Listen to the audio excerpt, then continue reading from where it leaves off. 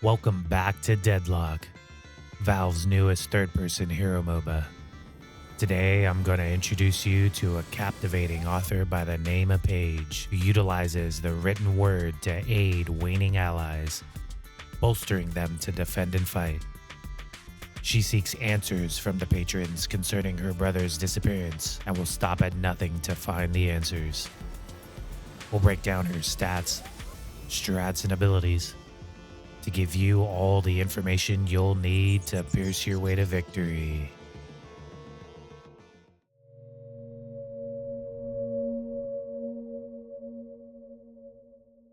At 600 base HP, scaling plus 29 every boon, she is the second lowest base HP hero.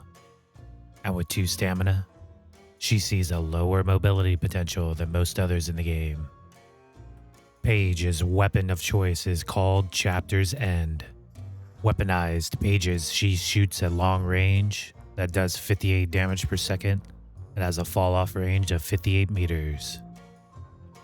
Paige's first ability is called Conjure Dragon, which sees her create a dragon that appears at the target location before flying forward, dealing spirit damage and leaving a burning path in its trail.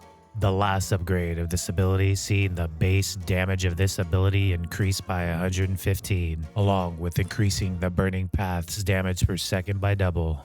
A great spamming ability you'll use throughout the game to create long stretches of area of denial that does more damage in later stages of the game. Paige's second ability is called Defend and Fight, which sees her grant an ally with a barrier. While the barrier is active, the ally also gains bonus weapon damage. All upgrades seeing positive bonuses like adding 50 to the barrier's health, the second adding a 25% fire rate amp on allies who have the barrier, and the last granting up to 2 additional allies to gain 75% of the barrier along with the buffs. A staple of Paige's supporting ability that gives really potent weapon amps. Paige's third ability is called Captivating Read, which sees her target an area with magic applying a slow. After a delay, the magic detonates, dealing spirit damage and applying a root to all enemies affected. The second upgrade of this ability increases the root duration to 2 seconds, and the last reduces spirit resist by 18% for 6 seconds on enemies that it hits. This is the setup part of Paige's kit, which gives her the ability to AoE root enemies and set them up for her team. Paige's ultimate ability is called Rallying Charge, which sees her release a wave of spectral knights and steeds that charge across the entire city, healing allies and dealing spirit damage to enemies. The strength of the heal and spirit damage is amplified as the knights travel further. All upgrades seeing positive bonuses like increasing the heal amount over double, the second increasing the width by 4 steeds, and the last increasing the damage over double, and also increasing the stun's duration to 1.5 seconds. A crazy wave of healing and damage that you can use from across the map.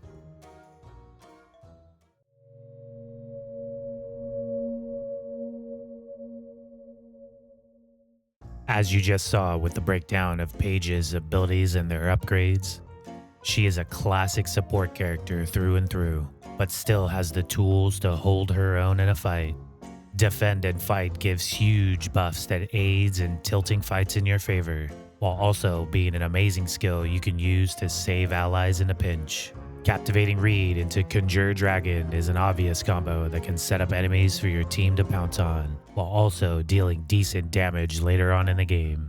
Rallying Charge is an amazing 2-sided ultimate that provides massive heals and also can stun whole teams to provide even more setup. Paige can be one of the most important heroes on her team when you find yourself in the right positions to support. Just be careful of her lack of escape. While your shield, root, and ultimate can help you in a pinch, your lack of mobility can really make it hard to get out of tricky situations. Pairing with gun heroes is the best when playing Paige. Heroes like Wraith and Infernus are the best in the game right now in terms of gun carries, and with your shield buff can fully utilize all it has to offer. On the opposite, heroes like Calico and Shiv can get right in your face and have the mobility to stick to you, making them really dangerous if you find yourself in a bad position.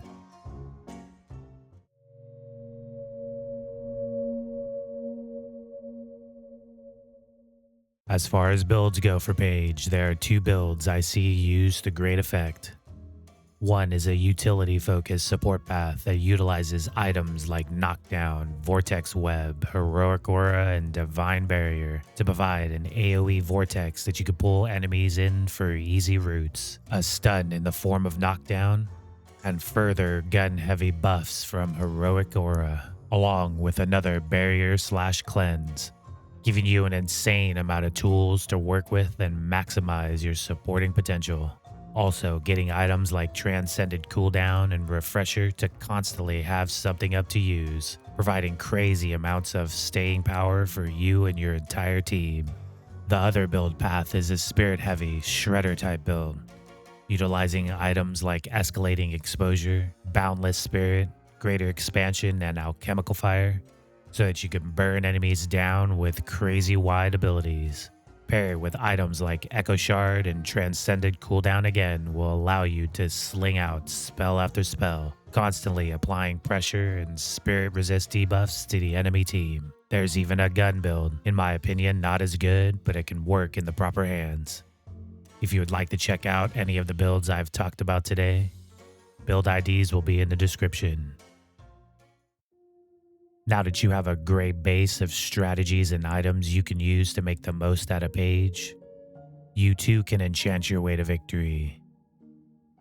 Tell me in the comments your favorite Paige builds and anything I might have missed.